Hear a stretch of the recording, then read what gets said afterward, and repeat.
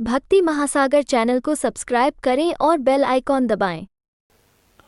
एक बार अकबर एक ब्राह्मण को दयनीय हालत में भिक्षाटन करते जब देखता है तो बीरबल की ओर व्यंग कसकर बोलता है, बीरबल, ये हैं तुम्हारे ब्राह्मण जिन्हें ब्रह्म देवता के रूप में जाना जाता है। ये तो भिखारी हैं।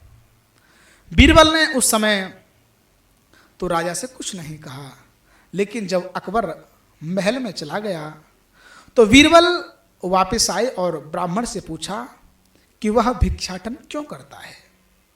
ब्राह्मण ने कहा कि मेरे पास धन, आभूषण, भूमि कुछ भी नहीं है और मैं ज़्यादा शिक्षित भी नहीं हूँ, इसलिए परिवार के पोषण हेतु भिक्षाटन करना मेरी मजबूरी है।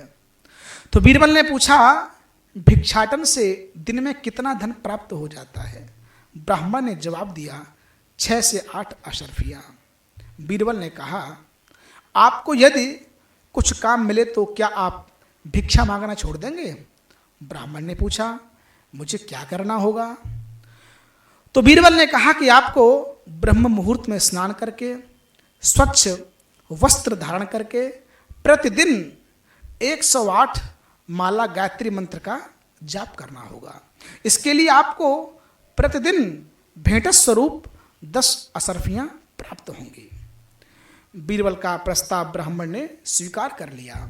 अगले दिन से ब्राह्मण ने भिक्षाटन करना बंद कर दिया और बड़ी श्रद्धा, भक्ति, विश्वास पूर्वक गायत्री मंत्र का जाप करने लगा। शाम को 10 अशर्फियाँ भी भेंट में उनको प्राप्त हो जाती और अपने घर लौट आते।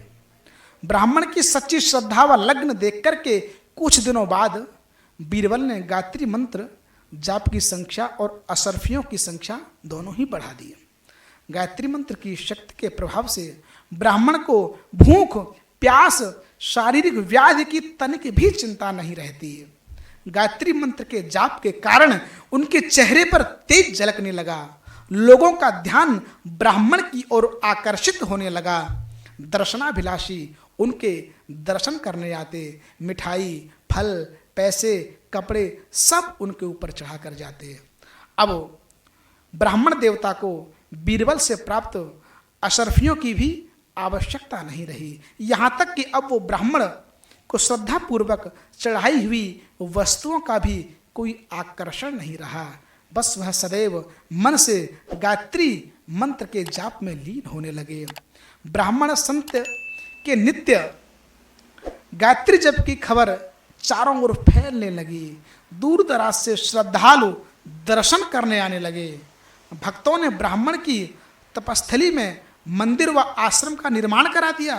ब्राह्मण के तप की प्रसिद्धि की खबर अकबर को भी मिली।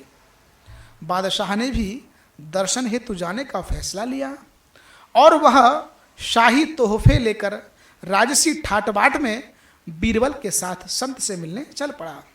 वहां पहुंचकर शाही भेंटें अर्पण कर ब्राह्मण को प्रणाम किया।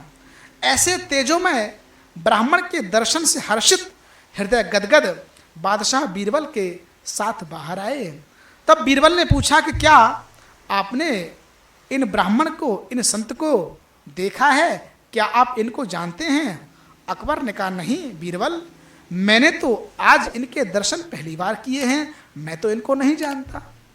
फिर बीरबल ने कहा कि महाराज, आप इसे अच्छी तरह से जानते हो।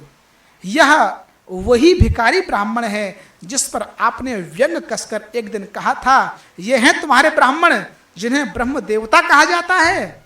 आज आप स्वयं उसी ब्राह्मण के पैरों में शीश नवाकर आए हैं। अकबर के आश्चर्य की सीमा नहीं रही। बीरबल से पूछा, लेकिन यह इतना बड़ा बदलाव कैसे हुआ? बीरबल ने कहा, महाराज, बस मूल रूप से वह ब्राह्मण ही था और ब्राह्मण ही है।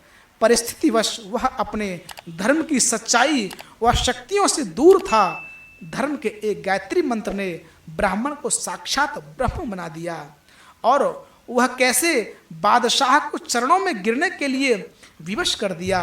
यही ब्राह्मण अधीन मंत्रों का प्रभाव है। यह नियम सभी ब्राह्मणों पर समान रूप से लागू होता है, क्योंकि ब्राह्मण आसन तप से दूर हो रहा है, गायत्री से विहीन हो रहा है।